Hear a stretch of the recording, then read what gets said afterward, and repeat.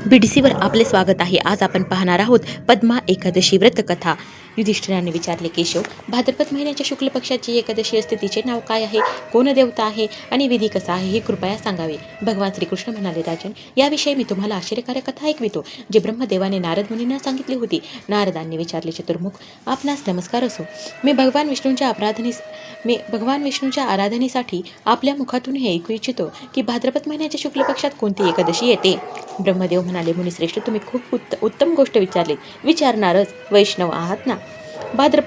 भाद्रपदाच्या शुक्ल पक्षातील एकादशी पद्मा नावाने विख्यात आहे. त्या दिवशी भगवान ऋषिकेशाची पूजा करतात. हे उत्तम व्रत अवश्य करण्यायोग्य आहे. सूर्यवंशात मांधाता नावाचे एक चक्रवर्ती सत्यनिष्ठ आणि शूर राजश्री होऊन गेले. ते प्रजेचे पालन पोटाच्या मुलाप्रमाणे करीत असत. त्यांच्या राज्यात दुष्काळ पडत नसे, मानसिक चिंता त्रस्त करत नसत आणि व्याधींचा प्रकोपही नसे. त्यांची प्रजा निर्भय व धनधान्याने समृद्ध होती. राज्याच्या खजिन्यात फक्त न्यायोपार्जित धनाचा संग्रह होता. त्यांच्या राज्यात सर्व वर्णाश्रमांचे लोक आपापल्या धर्मात मग्न राहत असत. मांधाता राज्याची भूमी कामधेनूप्रमाणे फळ देणारी होती. त्यांच्या कारकिर्दीत प्रजेला खूप सुख मिळत असे. एकदा एका कर्मफळ भोग प्राप्त झाल्याने राज्याच्या राज्यात 3 वर्षे पाऊस पडला नाही. यामुळे त्यांची प्रजा भुकेने कासावीस होऊन मरू लागली. तेव्हा संपूर्ण प्रजा महाराजांकडे येऊन असे म्हणाली. प्रजा म्हणाली, महाराज, आपण प्रजेचे म्हणणे ऐकले पाहिजे. पुराणांमध्ये विद्वान पुरुषांनी पाण्याला नार म्हणले आहे. ते नारच भगवंताचे अयन म्हणजे निवासस्थान आहे, म्हणून त्यांना नारायण म्हणले जाते. नारायण स्वरूप भगवान विष्णू सर्वत्र व्यापक रूपात विराजमान आहेत. तेच मेघरूपात जलवृष्टी करतात. पाण्यापासून अन्न तयार होते आणि अन्नापासून प्रजा जीवन धारण करते. महाराज, यावेळी अन्नापासून प्रजेचा नाश होत आहे, म्हणून असा काही उपाय करा जेणेकरून आमचा उदरनिर्वाह होईल. राजा म्हणाला, तुम्हा लोकांचे म्हणणे खरे आहे, कारण अन्नाला ब्रह्म म्हणले गेले आहे. अन्नापासून प्राणी उत्पन्न होतात आणि अन्नापासूनच जग जीवन धारण करते. इहलोकात बहुधा असे ऐकण्यात येते आणि पुराणातही खूप विस्ताराने असे वर्णन आहे की राज्यांच्या अत्याचारामुळे प्रजा दुःखी होते. परंतु जेव्हा मी बुद्धिपूर्वक विचार करतो तेव्हा मला मी केलेला कोणताही अपराध दिसत नाही. तर देखील मी प्रजेच्या हितासाठी पूर्ण प्रयत्न करीन. असा निश्चय करून मांधाता राजाने मोजक्या लोकांना बरोबर घेतले. विधात्याला नमस्कार केला व घनदाट वनाकडे निघाला. तेथे जाऊन मुख्य मुनी आणि तपस्व्यांच्या आश्रमांमध्ये फिरू लागले. एके दिवशी त्यांना ब्रह्मपुत्र अंगिरा ऋषींचे दर्शन झाले. त्यांच्यावर दृष्टी पडताच राजा अत्यानंदाने आपल्या वाहनातून उतरले आणि इंद्रियावर नियंत्रण ठेवून दोन्ही हात जोडून त्यांनी मुनींच्या चरणी नमस्कार केला.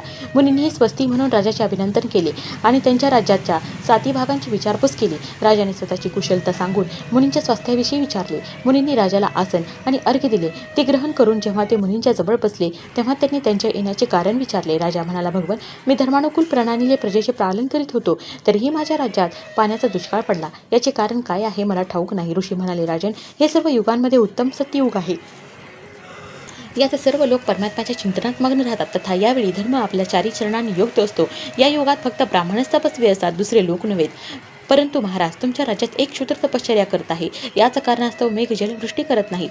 तुम्ही याला प्रतिकार करण्याचा प्रयत्न करा, जेणेकरून अनावृष्टीचा दोष शांत होईल. राजा म्हणाले, मुनिवर, एकतर तो तपश्चर्येत मग्न आहे व दुसरे निरापराध आहे, म्हणून मी याची अनिष्ट करणार नाही. आपण दोष शांत करणाऱ्या एखाद्या धर्माचा उपदेश द्यावा. ऋषी म्हणाले, राजन, जर असे आहे तर एकादशीचे व्रत करा. भाद्रपद महिन्याच्या शुक्ल पक्षाची पद्मा नावाने प्रसिद्ध एकादशी असते.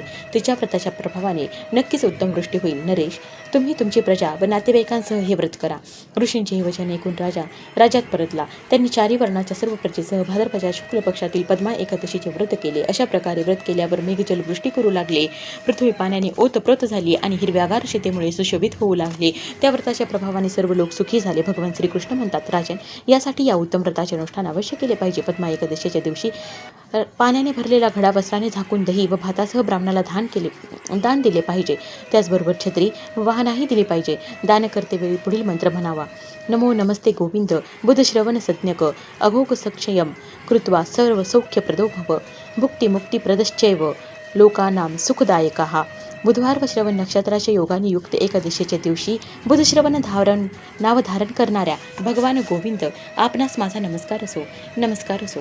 माझ्या पापराशींचा नाश करून आपण पुण्यवंतांना भोग आणि मोक्ष प्रदान करणारे सुखदायक आहात. ओम नमो भगवते वासुदेवाय नमः. राजन, याच्या पठण व श्रवणाने मनुष्य सर्व पापांमधून मुक्त होऊन जातो. ओम नमो भगवते वासुदेवाय नमः.